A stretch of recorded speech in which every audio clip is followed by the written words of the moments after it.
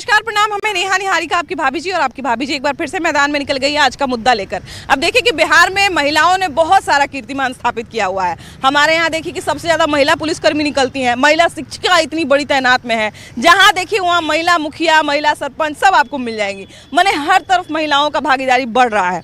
लेकिन दूसरी तरफ अखबार उठाइए, टेलीविज़न देखिए, सब तरफ जो है आपको महिलाओं से जुड़ा हुआ क्राइम का खबर देखने को मिल जाएगा।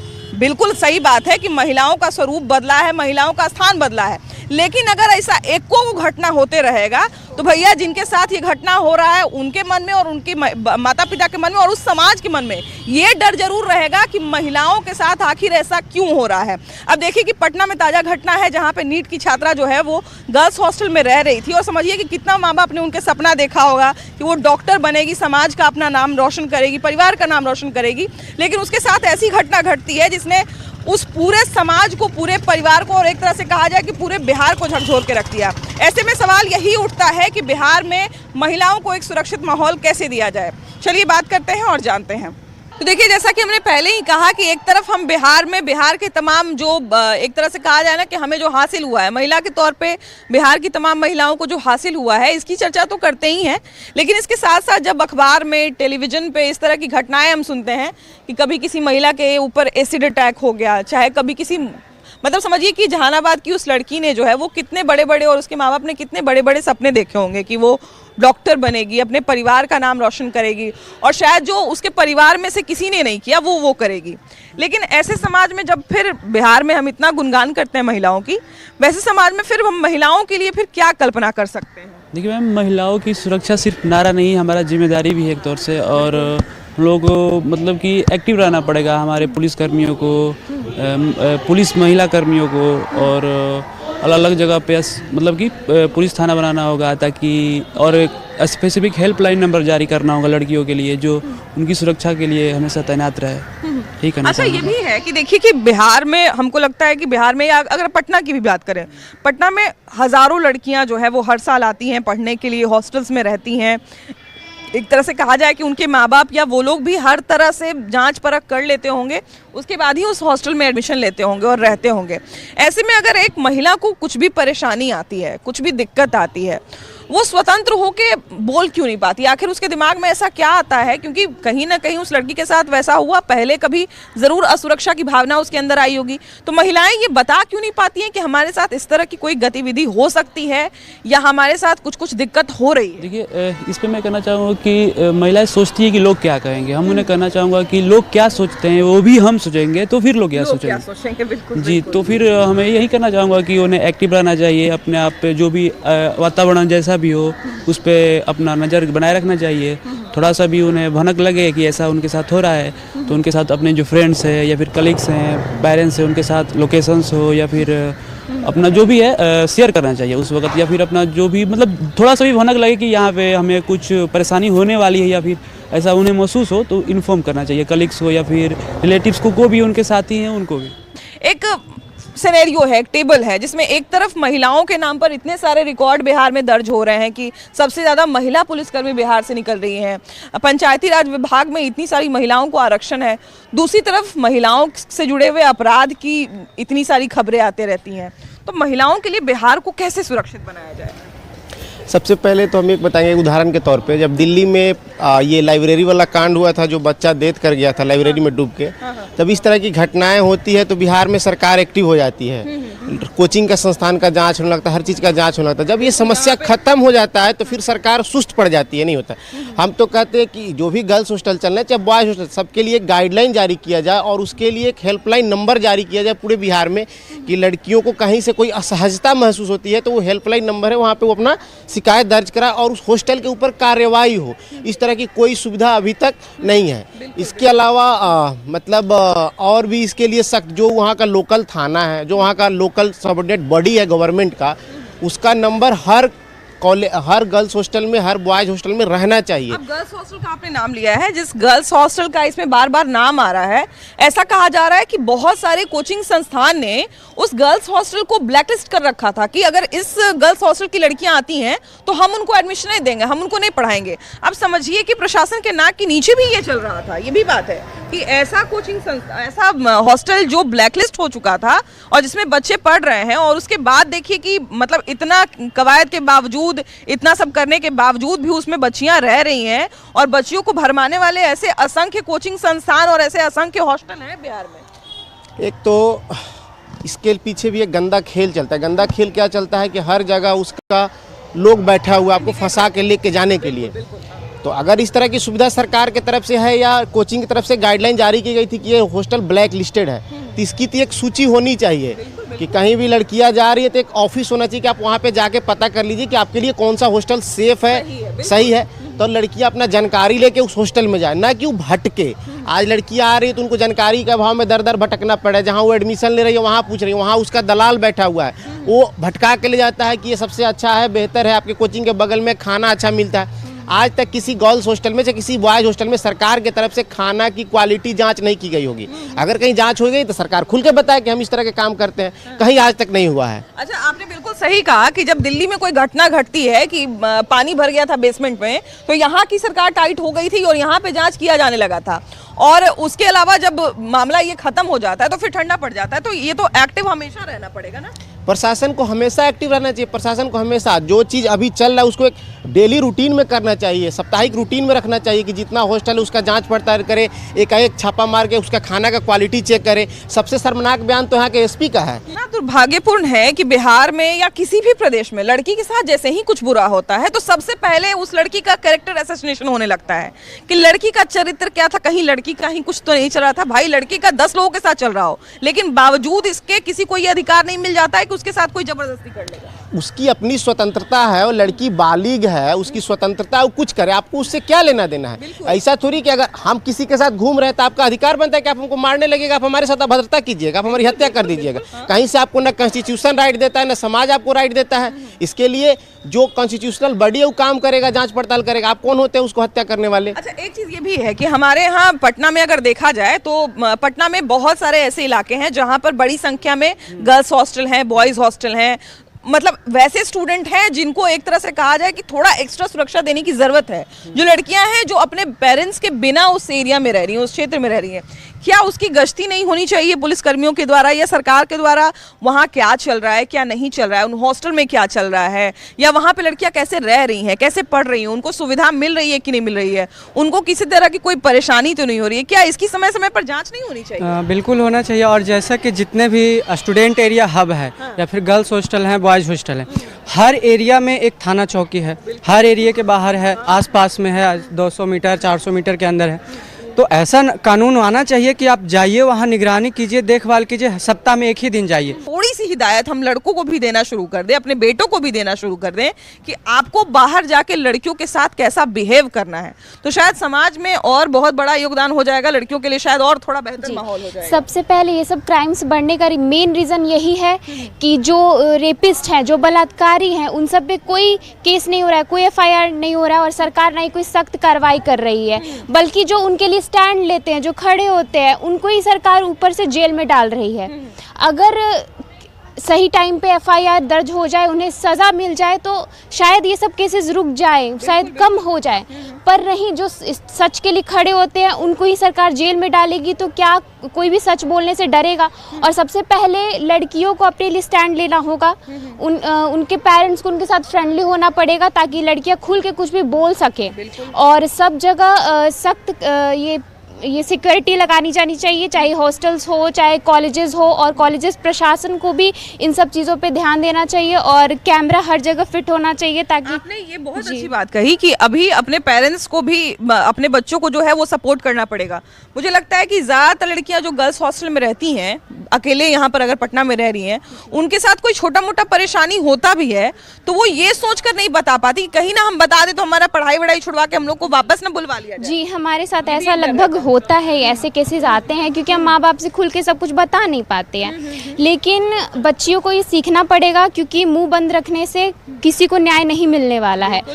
और सरकार को तो बिल्कुल बेटियों पे ध्यान देना चाहिए। आपने उन्नाव रेप केस में भी देखा, पीड़िता के पिता को ही उल्टा जेल में डाल दिया गया, क्योंकि वो अपनी बेटी के लिए बोल रहे थे और उनको मार दिया गया। अगर ऐसा होते रहेगा तो फिर सच ही दब के रह जाएगा और झूठ ही ऊपर बढ़ेगा। देखते हैं ना कि कोई लड़का अगर कुछ कर भी दे तो उसके बहुत कम ऐसा होता है कि उसके माँ बाप ये बोले कि हमारा बेटा ऐसा कर सकता है, हमारे बेटे का लक्षण खराब था। ज्यादातर माँ बाप यही कहते हैं कि नहीं नहीं हमारा बेटा तो ऐसा कभी नहीं कर सकता। ये सही भी है, कोई एक्सेप्ट भी नहीं करेंगे। अगर आरोप सिद्ध भी हो गया है तो भी वो कहेंगे कि नहीं नहीं मेरे बेटे ने तो ये किया ही नहीं है। प्रूफ मिलने के बाद भी वो ऐसा ही कहते हैं। जी, कैसे फिर महिलाओं के लिए एक बेहतर माहौल बनाया जाए जहाँ पे एक अच्छी मानसिकता भी हो और एक सुरक्षित वातावरण भी हो, क्योंकि दोनों चीजें हैं।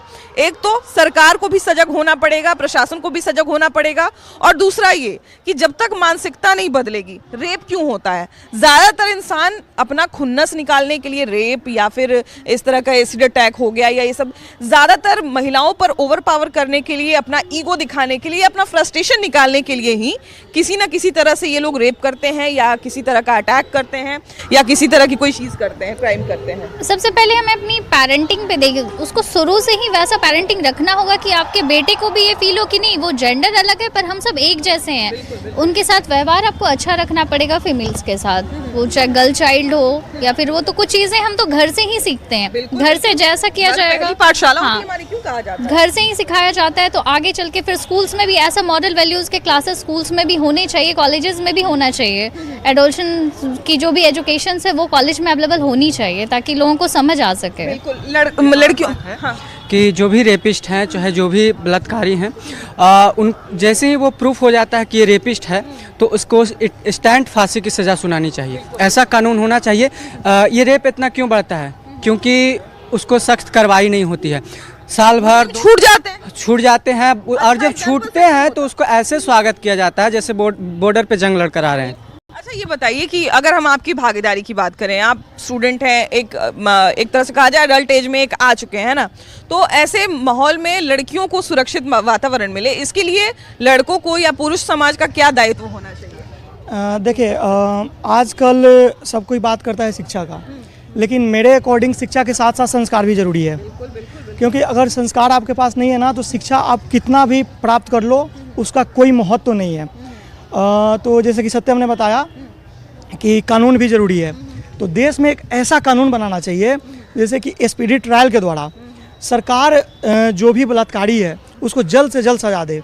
क्योंकि जो समय बीतती जाती है तो जब आग ठंडा हो जाता है फिर कोई उसका मतलब नहीं रहता है। बलात्कारी 6 महीना बाद, साल भर बाद छूट जाता है। जितना लेट होता है उतना ही जो पीड़िता है या जो पीड़ित है उनका परिवार है उनका भी तो मनोबल धीरे धीरे टूटता चला जाता है। बिल्कुल, देखिए जैसे उनकी उम्मीद खत्म हो जाती है। और इसमें 2 फैक्टर है, जैसे कि अगर कोई पैसा में कुछ ज़्यादा मतलब ओढ़ीच है अगर, देन वो तो कर लेता है अपना केस वगैरह सब करवा, मतलब न्याय उसको अगर में भी मिल सकता है। लेकिन जो लोग गरीब हैं वो तो मतलब उनका कोई कभी न्याय मिलता ही नहीं है, कभी न्याय नहीं मिलता है। जैसे कि आपको बताते हैं, अभी सारण में एक घटना हुई, वो बलात्कार नहीं है, एक लड़के के साथ घटना हुई जिसमें आप देखिएगा उस बच्चे को इतनी दरिंदगी के साथ मारा गया, पूरा सिर कूच दिया गया था।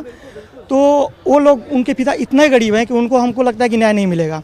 और वहाँ के ना विधायक ना सांसद, कोई प्रोटेस्ट हुआ वहाँ चौक पे, कोई नहीं आया। और उल्टा में जो लोग धरना पे बैठे थे उनको 6 लोगों को कल गिरफ्तार किया गया है। परसों की खबर है, अभी 2-3 दिन हुए हैं उसकी खबर है।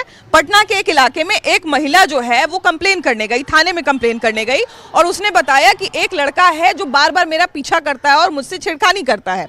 जब उसके भाई ने उसका विरोध किया तो उसके भाई को भी पीटा गया और लड़की के साथ भी जो है अभद्रता की गई।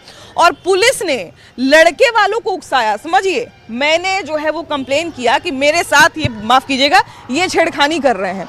और पुलिस ने क्या किया कि इन्हीं को भड़काया कि तुम उल्टा केस कर दो। अब समझिए कि जब दोनों लोग एक दूसरे पे केस किए रहेंगे तो फिर सुलझाना ज़्यादा आसान रहेगा, फिर हो सकता है कि लक्ष्मी माता दोनों तरफ से आए।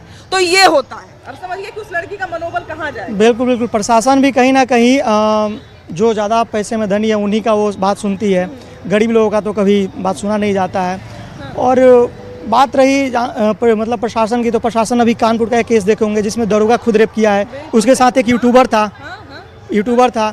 दरोगा की अभी गिरफ्तारी नहीं हुई है, यूट्यूबर का तो गिरफ्तारी हो गया है। हर चौराहे पर आजकल महिला पुलिस कर्मियों की संख्या बढ़ रही है, सुरक्षा बढ़ रहा है, सब कुछ हो रहा है, लेकिन बावजूद अगर कुछ भी ऐसा घटना घट रहा है बिहार में, चाहे पटना में, नीट की छात्रा के साथ जो हुआ देखिए सबको पता है।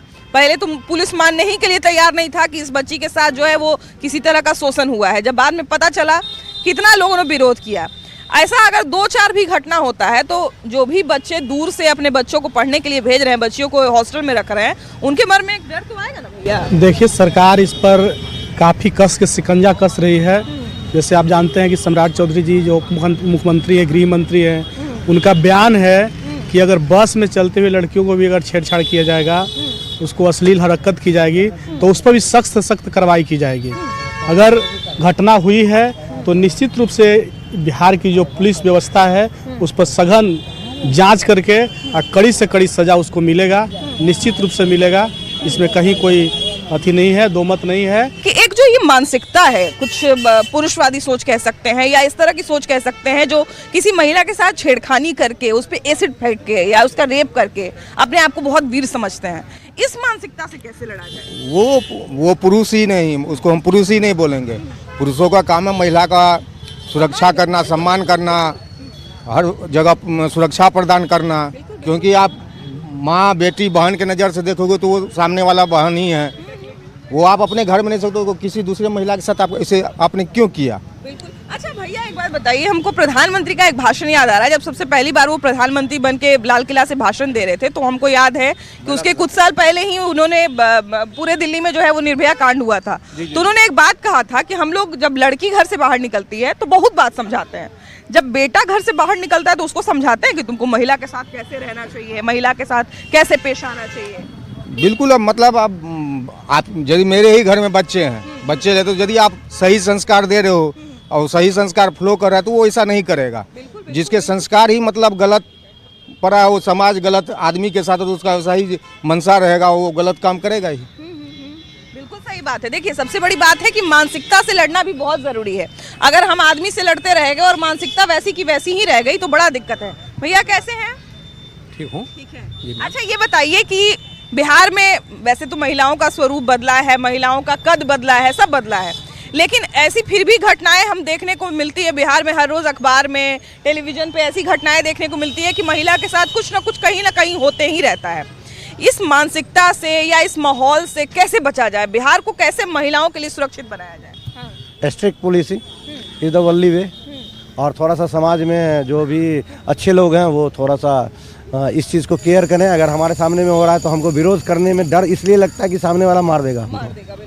ऐसा होता भी है? हाँ, ऐसा होता भी है। अभी कल ही की घटना है, एक पुलिस जो है वो शराब पकड़ने गई और जो कारोबारी थे उन्होंने हल्ला कर दिया कि चोर आ गया है, और पुलिस वालों पर ही उन लोगों ने हमला कर दिया। तो ये सब भी मतलब एक तरह से कहा जाए ना कि थोड़ा तो प्रशासन को भी करना पड़ेगा प्रयास। हाँ, strict policing is the only method.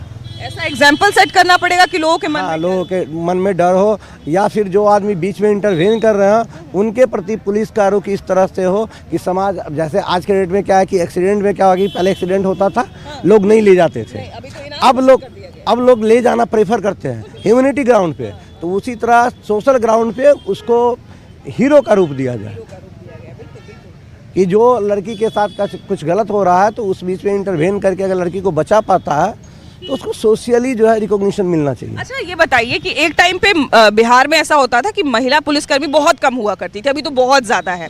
तो उस हिसाब से कहीं ना कहीं तो ये देखते हुए किया गया होगा कि अब हम महिलाओं को आरक्षण दे रहे हैं, नौकरी दे रहे हैं, तो महिलाओं की सुरक्षा को ध्यान में रखते हुए महिला पुलिसकर्मी भी उस हद तक बहाल करना पड़ेगा। तो उस हिसाब से क्या वो पुलिसकर्मी जो है वो मदद कर रही है महिलाओं की?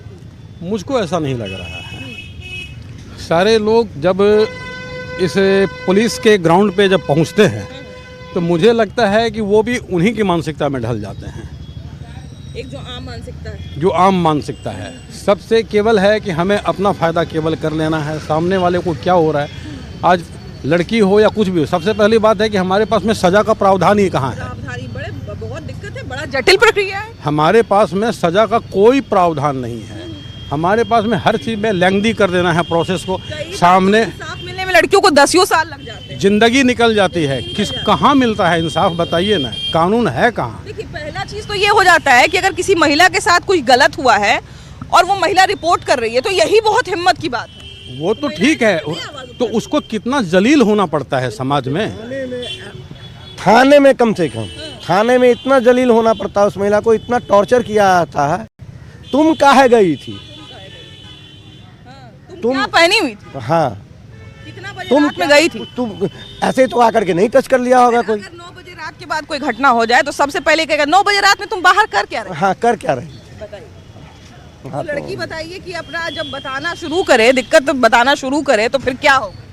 और मेरा मानना है मैडम कि महिला पुलिसिंग पे जो आप जोर दे रही है ना, it's also a part of policing.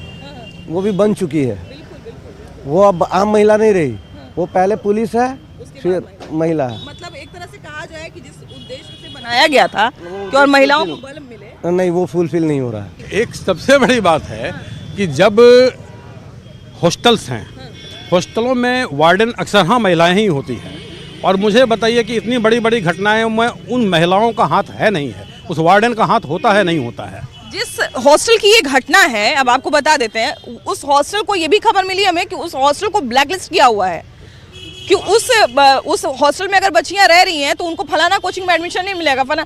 फिर भी वैसा हॉस्टल कैसे चल रहा है, कैसे चल रहा है। हमारे पास कानून नहीं है, उनको सजा देनी चाहिए, सीधा काट दीजिए हाथ कट जाए, वैसी सजा होनी चाहिए कि उसको सजा का डर हो। हमारे पास सजा का डर ही नहीं है। बहुत होगा, अरे 2 बरस चले जाएंगे, 2 बरस में क्या हो रहा है, जिंदगी उम्र कैद का तो एक कोर्स कंप्लीट नहीं होता। उम्र कैद का मतलब है उम्र कैद, ता जिंदगी वो जेल के अंदर में घुस जाए, फिर समझ में आए लोगों को। जब तक कानून का डर नहीं होगा तब तक घटनाएं नहीं रुकेंगी। देखिए ये बातें सुनने में भले ही कड़वी लग सकती है, लेकिन ये सच्चाई है कि अगर आप घटना के प्रति या कहा जाए कि ये जो संगीन अपराध है इनके प्रति जागरूकता नहीं लाएंगे, कठोर एग्जाम्पल जो है वो नहीं सेट करेंगे, तब तक किसी के मन में भी डर नहीं बैठेगा और इस तरह की घटनाएं होती रहेगी। बाकी आपकी क्या राय है जरूर बताइएगा। कैमरा पर्सन मनीष जुनेजा के साथ आपकी भाभी जी। Bye bye.